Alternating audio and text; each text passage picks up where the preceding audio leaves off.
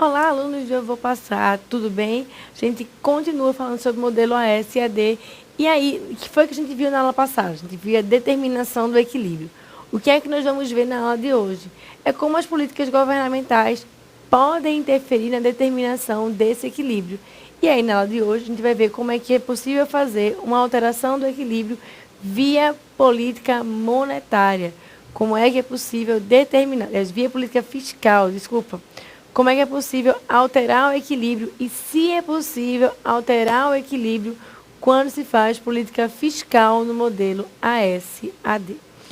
A gente vai analisar somente a política fiscal expansionista, mas o que vale para a política fiscal expansionista vale também para a política fiscal retracionista, só fazer o raciocínio invertido.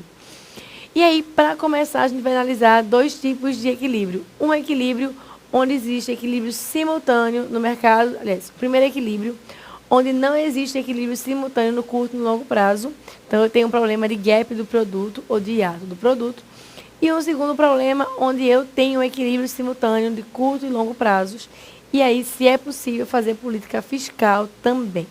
Então, para começar, vamos ver o que é que acontece no mercado de bens e serviços quando eu faço uma política fiscal expansionista na situação de gap do produto. Vamos ver na luz. Primeira situação, política fiscal expansionista. E aí, vejam a complicação do que a gente tem aí. Antes de analisar o gráfico, vamos pensar o seguinte, vamos dividir o problema. Vamos ver na luz. Eu estou no ponto de equilíbrio E1, que é esse ponto de equilíbrio aqui. Esquece o restante. Vamos analisar somente esse ponto para a gente não se assustar. O que é que eu observo nesse ponto de equilíbrio E1? Que eu estou em equilíbrio de curto prazo entre a curva de demanda agregada, DA1, e a curva de oferta agregada de curto prazo, CP1. Vamos ver na lousa. Eu estou aqui no equilíbrio entre a curva de demanda agregada, DA1, a curva de oferta agregada, OACP1. Então, esse é o equilíbrio inicial. Esse equilíbrio inicial, por sua vez, não é o equilíbrio de longo prazo. Por quê?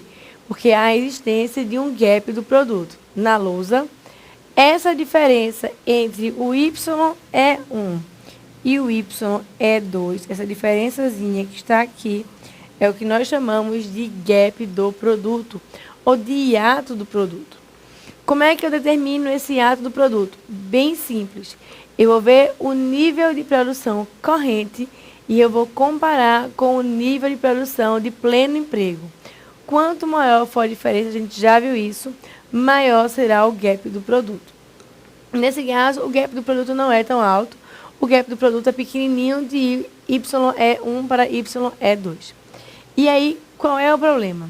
O problema é como é que eu vou conseguir sair desse hiato do produto de curto prazo para conseguir zerar no longo prazo e fazer com que haja um equilíbrio simultâneo novamente entre as curvas de demanda agregada e ofertas agregadas de curto e de longo prazo.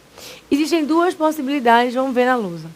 Primeira possibilidade é se a gente conseguisse fazer com que houvesse a geração de um deslocamento da oferta agregada. Eu vou sair de OACP1 para OACP2. Como é que eu conseguiria fazer esse deslocamento? Eu conseguiria fazer esse deslocamento se, por exemplo, houvesse uma redução nos custos, ou se houvesse algum melhoramento institucional. Alguma coisa que eu conseguisse deslocar a curva de OACP1 para OACP2. E aí a primeira observação, não é tão óbvio que, por exemplo, o nível de salários vai reduzir. Ou não é tão óbvio também que os custos irão ser diminuídos. Então, o movimento de OACP1 para OACP2 não é tão certo assim, não é tão claro que eu posso gerar esse deslocamento da curva de oferta agregada de curto prazo 1 para a curva de oferta agregada de curto prazo 2. E aí o que o governo observa? Ele vê que, de fato, eu preciso fazer alguma coisa, porque os movimentos no mercado de trabalho ou no mercado de fatores não vão garantir esse deslocamento da curva de oferta agregada. Logicamente, Se houvesse um deslocamento da curva de oferta agregada, eu conseguiria estabelecer o equilíbrio de longo prazo. Vamos ver na lousa. Se fosse possível haver o deslocamento da curva de oferta agregada, eu sairia do ponto de equilíbrio E1 para um ponto de equilíbrio EA, digamos. Esse aqui seria o ponto de equilíbrio.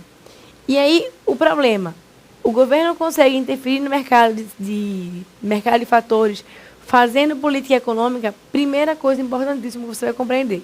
Não. O governo não consegue fazer intervenções na curva de oferta agregada.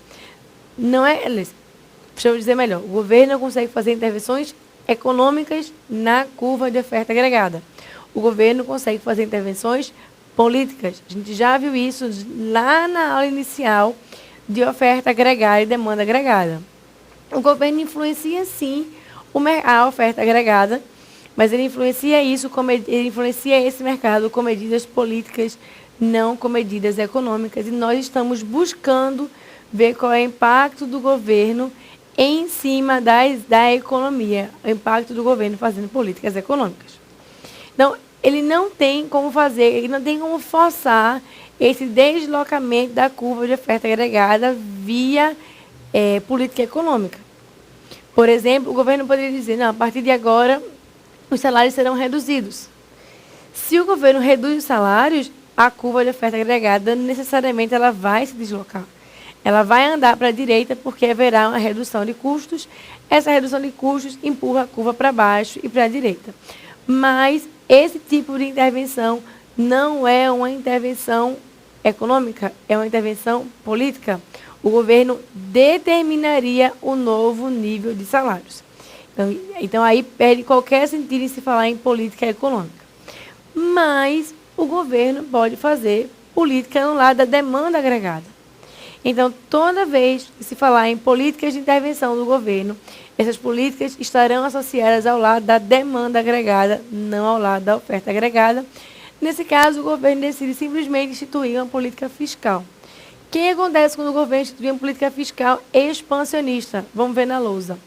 Eu vou sair desse ponto de equilíbrio E1 e vou deslocar, aliás, eu vou sair da curva de demanda agregada A1, vou para a curva de demanda agregada A2, ou seja, eu vou deslocar a curva dessa vermelhinha para verdinha, vou sair do equilíbrio E1 para o equilíbrio E2. E aí, nesse caso, o que eu consigo observar? Que é possível, via política fiscal expansionista, gerar um equilíbrio de longo prazo. Eu consigo levar a economia, aliás, o governo consegue levar a economia para o equilíbrio de longo prazo se ele fizer política fiscal expansionista, no caso de incidência de gap do produto. Seja essa política fiscal expansionista via aumento de gastos ou via redução de tributos. Tanto faz. O que eu consigo compreender é que o governo consegue deslocar a curva de oferta agregada e aí reduzir o gap do produto. Quem fez isso? Quem já fez isso? Os governos fizeram esse movimento no sentido de redução de gap do produto em 1930. A partir do momento que a economia keynesiana, a partir do momento que Keynes disse que era preciso que o governo fizesse intervenções, essas intervenções, no final, eram destinadas a suprir esse gap do produto, a reduzir o gap. E aí, o que acontece nessa situação? Quanto mais o governo gasta, maior é a tendência de se encontrar o produto de curto prazo com um produto potencial, reduzindo o gap do produto. Então, aqui é uma explicação mais clara do que é que acontece no curto prazo e os seus impactos sobre o longo prazo. Logicamente, você me pergunta, essa política tem um custo? Tem um custo enorme. A gente vai ver um exemplo de custo desse tipo de política quando for olhar com mais assiduidade ainda a crise europeia, que deve ser pauta de muitas provas discursivas. Então, nesse caso, o que é preciso que você compreenda? Entenda que, quando eu faço esse deslocamento das curvas, eu necessariamente estou fazendo política fiscal expansionista, eu consigo levar a economia para o equilíbrio de curto e de longo prazo, mas essa política pode sim ter custos. A gente vai ver isso com mais calma depois. E aí, sobre esse equilíbrio, o que é que eu preciso compreender? Vamos ver na lousa. Eu preciso compreender que ilustramos aqui uma economia operando no curto prazo, no nível de produto YE1, abaixo de sua capacidade potencial YE2. Há dois caminhos para que essa economia atinja o equilíbrio de pleno emprego ou equilíbrio de longo prazo. Vamos marcar na lousa. Não existe apenas um caminho para que a economia atinja equilíbrio de longo prazo ou atinja o produto de equilíbrio de pleno emprego. Importante. Então, existem dois caminhos para gerar o mesmo resultado. Primeiro, os responsáveis pela política poderiam esperar tanto os salários quanto os preços, podiam esperar tanto os salários quanto os preços dos recursos caíssem. Podiam esperar que os salários e os preços dos recursos caíssem, quase que não sai. E para que, desse modo, a redução dos custos aumentasse a oferta agregada para um nível como OACP2. Alguns economistas julgam que o processo de ajustamento via mercado será lento e incerto. Vamos na lousa? Esse ajustamento via mercado será lento e incerto. Aqui. Alternativamente, uma política fiscal expansionista poderia estimular a demanda agregada, deslocamento para DA2 e guiar a economia para um equilíbrio em E2. Então, é possível que o governo faça intervenções e leve a economia para o equilíbrio. Logicamente, essa é uma política bastante keynesiana. É a intervenção do governo para a geração de um equilíbrio. Se a gente pensar nas ideias liberais, que foram mais recentemente modificadas para o neoliberalismo, a intervenção do governo é pequena. Então, nesse caso, o que é que os economistas clássicos indicam? Que é mais interessante que o governo espere que o próprio mercado vai se ajustar no tempo que for necessário. E aí, isso, em tese, é muito bonitinho, é muito simpático. Mas, imagina você estar com um gap enorme do produto, com 50% da população desempregada. Nesse caso, não é tão simples explicar às pessoas que o governo não vai poder intervir porque a política é liberal. E aí, aqui a gente reforça que toda vez que se falar em política keynesiana, vai se falar no bom grado de aceitação do governo. O governo consegue levar a economia para o equilíbrio. O governo consegue migrar da esfera política e chegar à esfera econômica. É isso que está mostrado aqui, só para reforçar, vamos na lousa.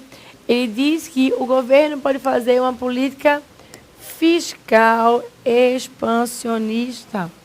E aí, com isso, ele pode estimular a demanda agregada e ainda, com isso, ele pode guiar a economia para o equilíbrio em E2, nesse caso.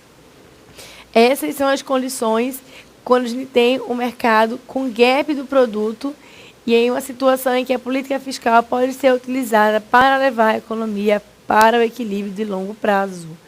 Lógico, a gente vai ver isso com mais calma depois, isso pode gerar um preço grande para a economia. Que preço é esse? Se o governo fizer gastos desajustados, ele consegue, de fato, levar a economia para o pleno emprego. Mas isso pode gerar custos muito grandes, porque o grau de endividamento é muito alto. E aí o que vai acontecer? O governo precisará fazer uma política retracionista, vai levar a economia de novo para o gap do produto para poder pagar as suas contas. E aí todo mundo sofre. É o caso que acontece hoje na Grécia. O governo foi gastando dinheiro, empurrando a economia para perto do pleno emprego.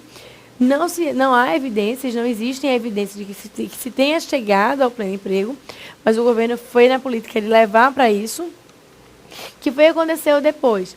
Não consegue estabelecer o pleno emprego, o governo se endivida muito e agora precisa fazer o caminho inverso. E fazer o caminho inverso significa reduzir PIB. Reduzir PIB significa recessão. Então, e recessão é muito dolorosa para quem sente, além de ser completamente não eleitoreiro. Então, fica aí a explicação. O que eu preciso compreender ainda sobre política fiscal? Vamos ver na lousa. Eu preciso compreender sobre política fiscal quando eu já tenho uma situação de equilíbrio, de pleno emprego. O que é que deve acontecer? O que acontece na política fiscal quando esse pleno emprego já existe e o governo insiste em fazer política fiscal expansionista? Vamos ver na lousa.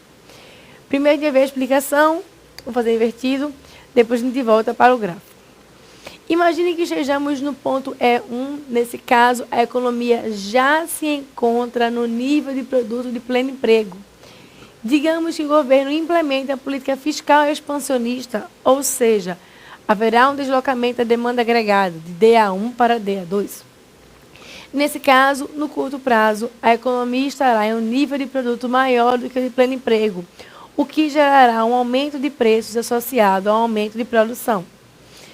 No longo prazo, dado que haverá flexibilidade de preços, haverá um aumento de salários, o que levará a uma curva de oferta agregada de curto prazo, de OACP1 para OACP2, voltando a produção para o seu nível de pleno emprego, mas agora com um nível de preços maior. Primeira pergunta, conseguiu visualizar isso na mente? Conseguiu não? Então vamos resolver isso no gráfico. Vejam só. Quem é que eu tenho aqui? Eu tenho esse equilíbrio inicial, E1. Opa, deixa eu só inverter aqui. Lapisinho. Tem esse equilíbrio inicial, E1, que está aqui.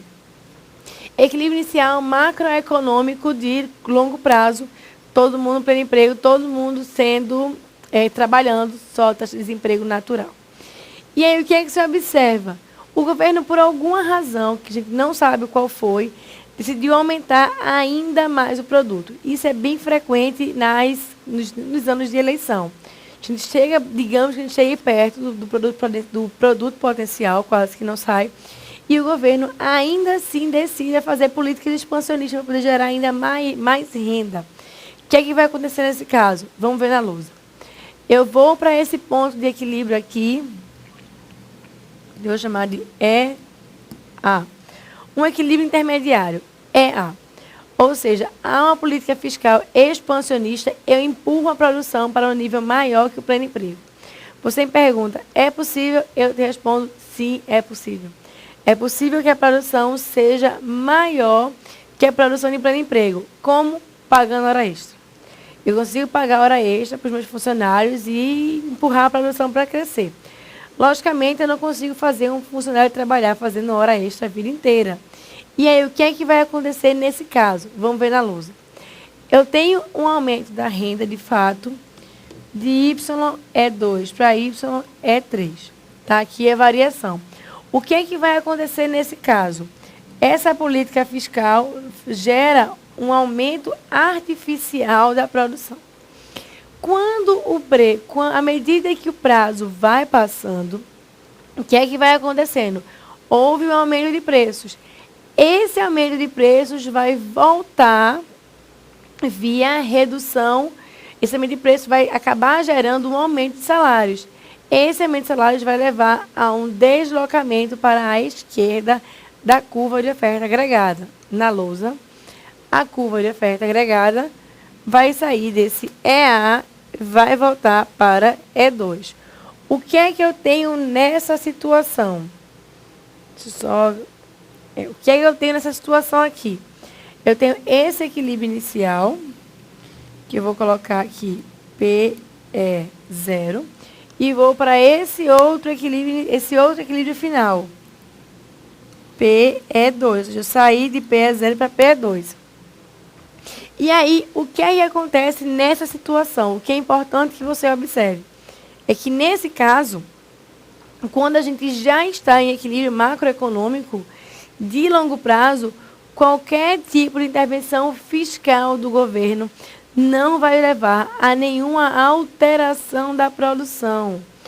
Só vai levar a um reajuste de preços. Vamos ver na lousa. Cada vez que o governo faz políticas de alteração de gastos de uma forma genérica, ele vai levar a um deslocamento da demanda agregada, vai levar a um aumento de preços, esse aumento de preços vai reajustar salários, vai deslocar a curva de oferta agregada de curto prazo até ser reestabelecido o nível de produto potencial inicial. E aí o que se pode dizer é que a política fiscal expansionista não terá efeitos de crescimento caso a economia já se encontre no equilíbrio macroeconômico de longo prazo. O que é que gera, então, o que é que gera movimentos na renda se eu já estiver no equilíbrio de longo prazo? São os deslocamentos da oferta agregada, que a gente já viu, dependem, por exemplo, do avanço tecnológico, da disponibilidade de recursos e das condições institucionais. E aí, vamos botar aqui uma questãozinha, um gráficozinho adicional. Se eu tivesse, por exemplo, no gráfico, tá, de laranja, que o governo fez uma política fiscal expansionista que levou, digamos, a um aumento dos gastos com investimentos em infraestrutura, esse investimento em infraestrutura geraria um deslocamento da curva de oferta agregada. Esse deslocamento da curva de oferta agregada seria possível porque agora eu posso produzir mais, eu vou perder menos de logística na infraestrutura. Então, nesse caso, eu vou levar um deslocamento da curva de oferta agregada. Aí sim, esse deslocamento da curva de oferta agregada levaria a uma variação simultânea da demanda agregada, da oferta agregada de longo prazo. E aí, esse tipo de política teria efeito sobre a renda de pleno emprego. Só para que você compreenda a importância da oferta de longo prazo, que está associada ao nível de pleno emprego, basta ver os cortes que a Dilma fez no início do ano 2011.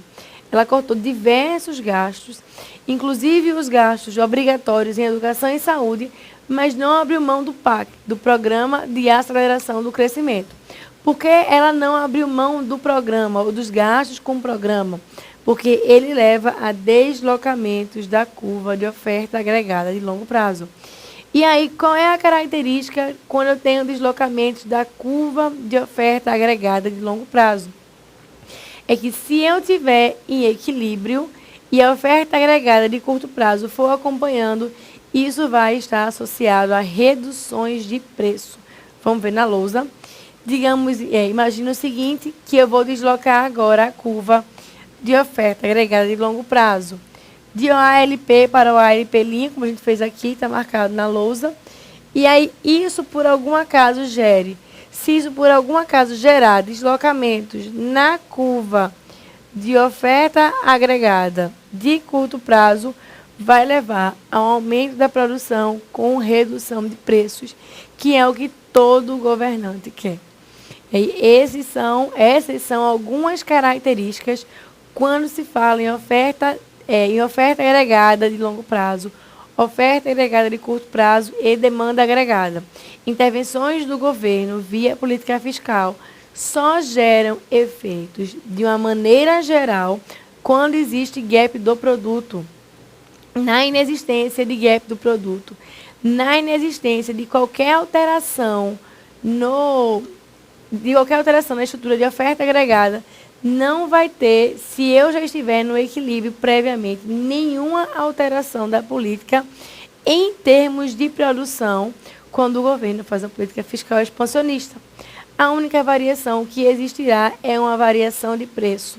Então, a política fiscal expansionista no longo prazo, já na presença do equilíbrio macroeconômico de longo prazo, só vai gerar variações no preço.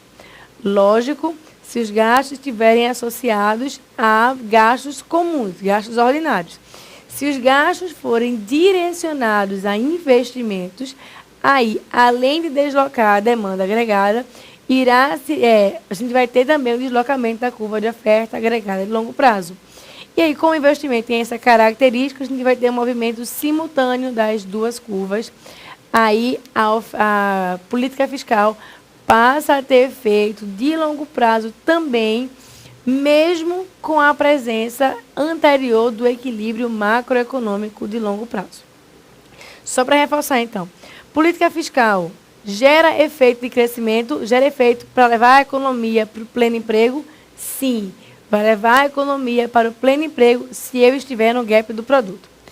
Se existir gap do produto. Caso não exista gap do produto, já esteja no equilíbrio macroeconômico, a política fiscal passa a não ter efeito na produção, só vai passar a ter efeito no preço. E aí, nesse caso, só se a política fiscal for baseada em gastos para investimentos, é que eu posso dizer que o aumento dos gastos vai levar ao aumento dos investimentos, vai deslocar a curva de oferta agregada de longo prazo. Eu vou estabelecer um novo equilíbrio macroeconômico de longo prazo, que nesse caso vai ser o EA, com essa nova curva, e aí, logicamente, as definições ou as interpretações são as mesmas de como se existisse um gap do produto. A política fiscal passa a ser eficiente. Isso tudo falando de fisco. Falando de parte monetária, a interpretação é diferente. E aí, quais são os efeitos da política monetária sobre o modelo ASAD? É o que a gente vê na próxima aula. A gente se encontra em breve. Até lá.